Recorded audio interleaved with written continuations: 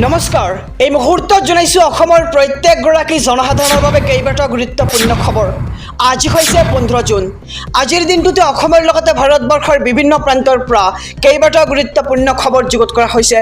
এই মুহূৰ্তত জনাইছো আজিৰ প্ৰথমটো খবৰ। আজিৰ প্ৰথমটো খবৰেই ৰাজ্যবাসীৰ বাবে এটা ডাঙৰ খবৰ। ৰেচন কাৰ্ডৰ হিতাধিকাৰীৰ বাবে আহি পৰিছে ডাঙৰ খবৰ। আপুনি শীঘ্ৰে সম্পূৰ্ণ কৰিব লাগিব KYCৰ পৰীক্ষণ। খাদ্য ৰাজহুৱা বিতৰণ আৰু গ্ৰাহক পৰিক্ৰমা বিভাগে জাৰি কৰিছে এই জাননী। আৰু 15 জুনৰ পৰা 25 জুনৰ ভিতৰত কৰক আপুনি KYC পৰীক্ষণ। আৰু KYCৰ বাবে প্ৰশাসনে গ্ৰহণ কৰিছে বিশেষ পৰীক্ষণ কাৰ্যসূচী। খাদ্য সুৰক্ষা আইনৰ অধীনৰ প্ৰকৃত হিতাধিকাৰীৰ প্ৰমাণীকৰণৰ অৰ্থে এই কাৰ্যসূচী এতিয়া গ্ৰহণ কৰা হৈছে। আৰু ৰেচন কাৰ্ডৰ হিতাধিকাৰীৰ বাবে বাধ্যতামূলক কৰা হৈছে KYC পৰীক্ষণ।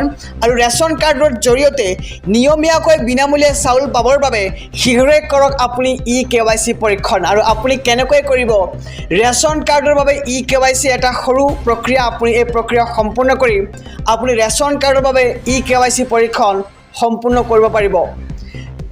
হিতাধিকাৰীসকলে যাব লাগিব সংশ্লিষ্ট সুলভ মূল্যৰ দোকানলৈ। আৰু সুলভ মূল্যৰ দোকানত উপলব্ধ আছে POS মেচিন। আৰু এই POS মেচিনত আপুনি দিয়ক আপোনাৰ আঙুলিৰ ছাপ। আৰু সকলো সুলভ মূল্যৰ দোকানলৈ প্ৰশাসনে জনাইছে এই বিশেষ আহ্বান। আৰু 15 পৰা 25 জুনৰ ভিতৰত সকলো দোকানীয়ে ল'ব লাগিব হিতাধিকাৰীৰ আঙুলিৰ ছাপ। আৰু ৰেচন কাৰ্ডৰ হিতাধিকাৰীৰ বাবে আহি পৰিছে ডাঙৰ খবৰ। আমি খবৰটো জনাইছোঁ SB অসম মিডিয়াৰ সমূহ দৰ্শকক। এই মুহূৰ্তত জনাইছোঁ আজিৰ দ্বিতীয় নম্বৰ খবৰটো। মাইক্ৰ' ফাইনেন্সৰ ঋণী মহিলালৈ হিমন্ত বিশ্ব শৰ্মাৰ বৃহৎ ঘোষণা।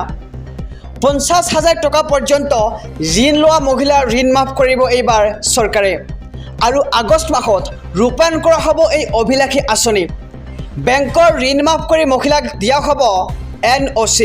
আৰু কেবিনেটত বৃহৎ সিদ্ধান্ত লৈছে এইবাৰ হিমন্ত বিশ্ব শৰ্মাৰ চৰকাৰে।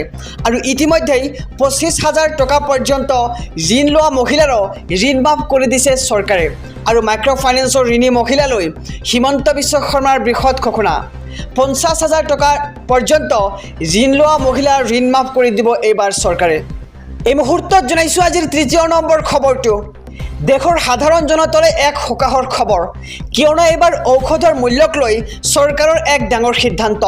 হ্ৰাস পাব বহুকেইবিধ জীৱনদায়িনী ঔষধৰ দাম।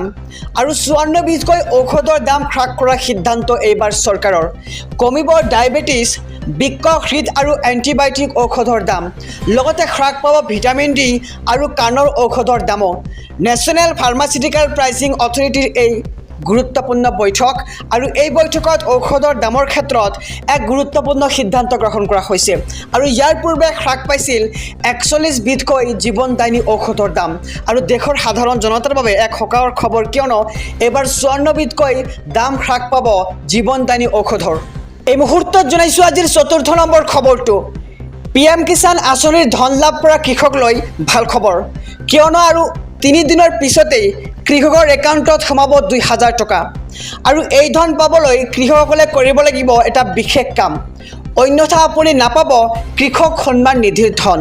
আৰু আগন্তুক কিস্তিৰ ধন পাবলৈ KYC কৰাটো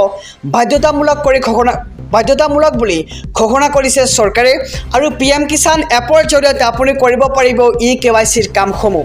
আৰু ইয়াৰ লগতে আপুনি অনলাইনতো কৰিব পাৰিব KYC। আৰু KYC সম্পূৰ্ণ কৰিবলৈ আহ্বান কৰিছে এইবাৰ চৰকাৰে সকলো কৃষককে।